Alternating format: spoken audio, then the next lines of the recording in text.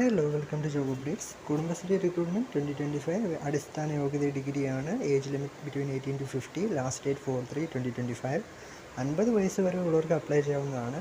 പിന്നെ കേരള ഫോറസ്റ്റ് ഡിപ്പാർട്ട്മെൻറ്റിൻ്റെ കീഴിലും ഒരു 7ാം ക്ലാസ് അടിസ്ഥാന യോഗ്യതയിൽ age limit between 18 to 45, last date to apply 7/3/2025.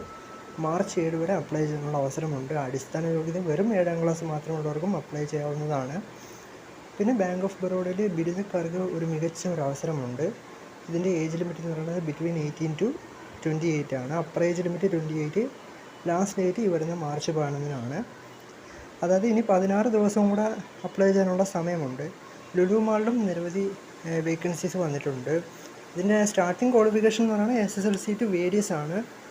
ഇത് ഏജ് ലിമിറ്റ് സ്പെസിഫൈ ചെയ്തിട്ടില്ല, അതുകൊണ്ട് ഏത് പ്രായക്കാർക്കും അപ്ലൈ ചെയ്യാമെന്ന് തോന്നുന്നു. Last date 26/2/2025. ദേവസ്വം ബോർഡിലും ബിരുദക്കാർക്ക് അവസരം വന്നിട്ടുണ്ട്. അത് ടെക്നിക്കൽ ജോബാണ്.